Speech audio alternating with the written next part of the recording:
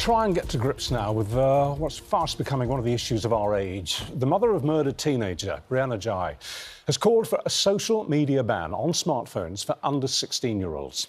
Esther Ghey says that the measure could have kept her daughter safe, while revealing that she doesn't actually blame the parents of Brianna's killer for what happened to her.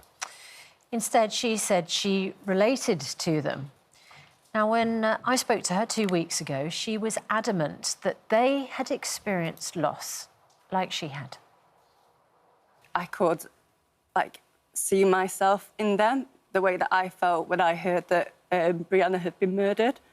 And yet they've also lost a child, and they've not only lost a child, but they've got to deal with, what's happened for the rest of their life now. I think what happened during the pandemic is young people relied so much on the online world, especially for their social interactions. And therefore, as we've come out of the pandemic, that part of their life is so much bigger than it was before. Well, we all know now that Brianna's killer started using what's called the dark web at the age of about 14. But what is the dark web?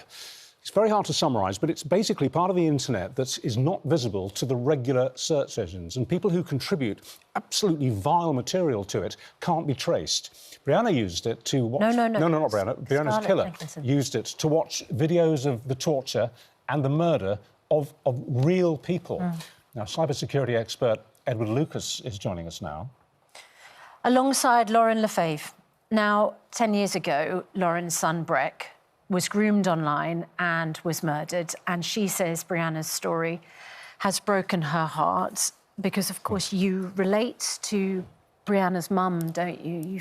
You feel Absolutely. There's so many similarities. There's such a synergy, and some of the things that she's saying, and just knowing how she feels and how this feeling will be so difficult to live with forever. And there are so many issues that we need dealt with our children online. They are being introduced to content, whether it's the dark web, even on the regular interactions online, things that are, overly sexualized, overly violent, and it becomes more normalized behavior for them. And they're not having that time to mature, for their brains to develop so that they understand, what is right and what is wrong. And I think that's why it's so important that we get restrictions on children's social media. The children are on apps that are supposed to be for 13 years and up, and there's primary school children accessing these apps, lying about their ages because they want to be grown up. You've been a major campaigner and a contributor to advice to the government on bringing together the Online Safety Act, particularly a measure which relates to whether coroners can have access to data on phones in the case of young people who've been murdered. It's so important. I mean, when you lose a child in any instance, you want to know everything about how that happened, just so that you can try to grieve and find a new way to go forward. But the act has been so important with all the people that have, worked towards it. One of the other elements that's really important to me is making sure that social media companies take responsibility for what is happening on their platforms. And to me, it's unconscionable that they don't have to take that responsibility. What can you tell us about what happened to Breck? It's almost exactly 10 years ago now, isn't it? Yes, I've been dreading sort of coming into the 10-year anniversary, even though every day is hurtful, but it's just there's something about marking that time. Breck was groomed online whilst he was gaming with friends from school. So it seemed like a safe place for him to be. He was having fun, having a laugh. And unfortunately, a predator who also liked to introduce children to the dark web engaged within those gamers over years, making them feel comfortable, mentoring them, teaching them, helping them with their software, with their gaming. And they looked up to him. And, he was grooming the whole group, boys all over the UK. And I knew that it wasn't a safe place, and I did everything that I knew how to do at that time as a parent. I even ended up phoning the police. I talked to Breck's teachers. I talked to the school where I worked at. I talked to friends, family, vicar, school nurse, school librarian. People didn't know what advice to give when I said that Breck was being groomed. because he was a boy. You think of girls as being groomed, but it can be boys as well. What did Breck say when you talked to him about it? Well, he was such a confident, chilled guy who I think didn't see the evil in the world. That may have been his vulnerability. You know, he was loved and had friends, did well in school. He didn't believe it. And the predator portrayed me as the, you know, crazy old mean mom who didn't understand technology, who was judgmental, who just didn't understand modern times. And that's how a predator will portray the parents. Turned the mother against into the bad guy. I was the bad guy. So I phoned the police, I reported him, and then I even engaged with other parents, sat the boys down, and we talked to them and said, we just don't feel this guy is safe. He seems controlling, he seems manipulative, but the boys thought it was a great place to game. They enjoyed it. And unfortunately, just about a month later, Breck was lured to his death at the predator's flat on my birthday. And I just, there's a million things I wish I had done differently.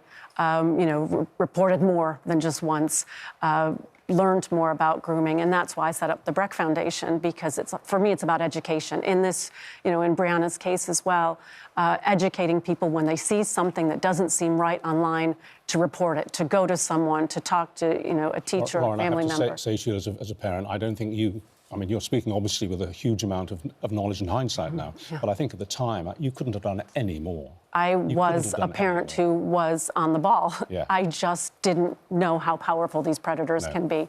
And comparing, thinking of nature versus nurture, and you're looking at Brianna's killers, there are some people that, and Breck's, sort of the psychologist for his case, said that they had the mindfulness, Breck's predator was always going to commit a crime and a murder. It's just the type of crazy thinking that they had, and possibly from accessing this horrid content from too young of an age to be able to developmentally understand that it's wrong.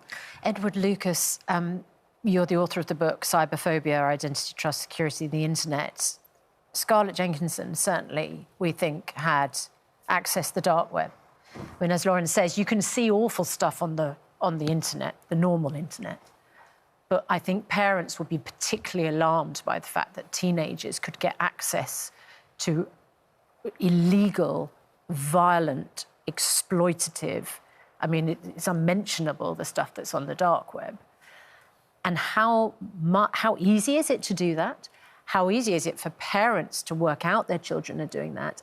And is it in any way going to come under the measures of the Online Safety Act? Well, you're right. The point about the dark web is that it really is the Wild West. Nobody owns it, nobody controls it, and it's really easy to access from any computer. Just a couple of minutes, you download a particular kind of software which gives you the sort of gateway there, and then you have to know where to go, and that's the sort of sinister bit, because you can't just Google like you can Google Good Morning Britain.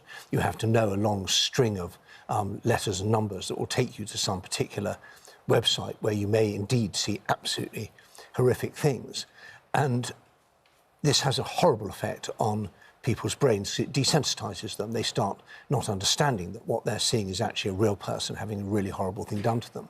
But I think, in a way, that's just the tip of the iceberg. The real problem, and what's leading to soaring rates of self-harm, suicide, anxiety, depression, is social media on our kids. And if you imagine, if 15 years ago we'd had this discussion, we had this idea, we're going to give kids this little box that gives them access to anybody in the world and to every content in the world, whether it's horrific or just nasty or just putting pressure on them.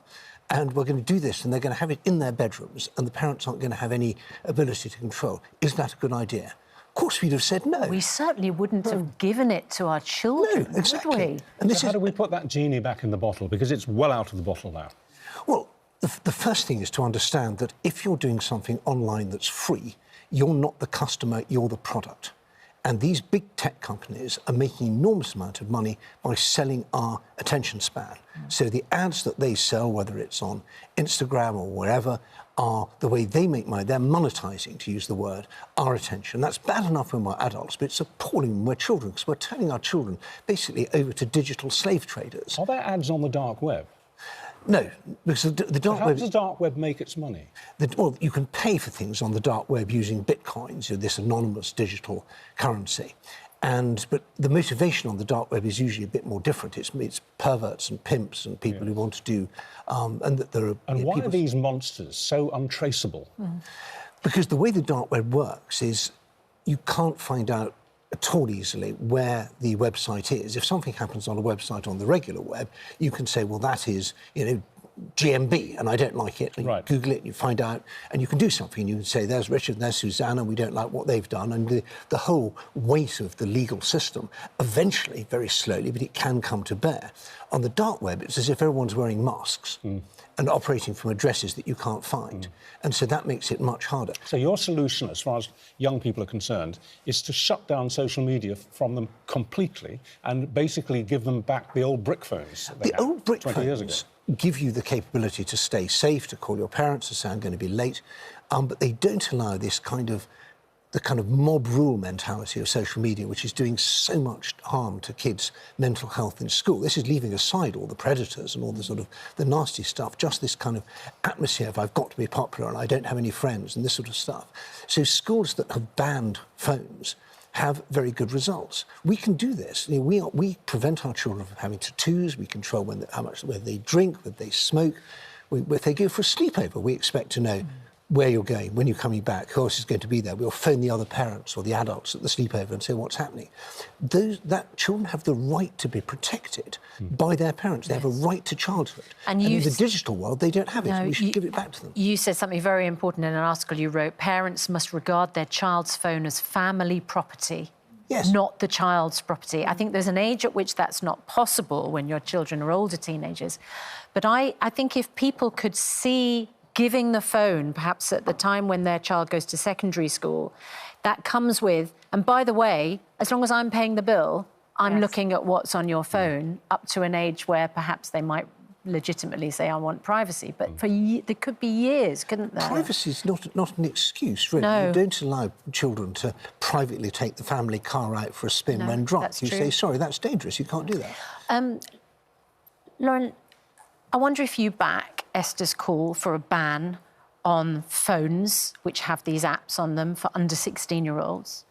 And I also wonder how it struck you when she said in an interview yesterday that she'd be open to meeting the mother of Scarlett Jenkinson, one of the two killers. I think that's very brave of her, and we never had any remorse shown towards us from our killer or his family. So I can't imagine that. If the family did want to talk to her and maybe say how sorry they were. I mean, all of these people have lost their lives. I mean, I don't think the killers thought through, what they were going to end up doing and, being caught and stuck, in prison. So I think there's a lot of lessons here. I would actually prefer to meet up with Esther rather than her meet up with someone who I'm not sure. That's obviously her choice. But I think we have a lot of synergy together and there's so much work we can do. I do feel that asking to reinvent what we're doing now and change how 16-year-olds are able to access. I think we did miss the boat, and unfortunately these apps and the technology wasn't developed with children's safety from the beginning, from the start. Just to say, the man who killed your son, he's still in jail, isn't he? Yes, I mean he's thrown his life away, so it just doesn't make sense to us normal people why someone would do something. But I do think it is the harmful content that they are coming across. Yeah. So what I would like to see is definitely more age restrictions and age verification on what children can access. 100%. Lorin, you do such an incredible job in the midst of what you are still going through, which is very clear. It's still hard. And as I mentioned, thank goodness for yoga. Thank goodness for yoga. I know. And family and friends and support, Thank goodness. We love you so much. Oh, thank you for being with us. Edward, thanks so much for your expert opinion as well. So much more needs to be done. We can't just accept that we've let the cat out of the bag. And that we have to keep trying. Well, you made the analogy with the Wild West, but actually, in the end, the West was tamed. Yes. So it can be done. It's just a question of political will. Yes. Don't believe it when they say this is about privacy, it's about freedom, it's about innovation, it's about convenience. No, it's about money and it's about perverts and pimps and rapists getting away with it. And children's human rights need to come first. Children's human rights. The human right to be safe. We have a human right to be a child. Thank you. All right, thank you. If you've been affected by those issues, there is advice and support at itv.com/helplines.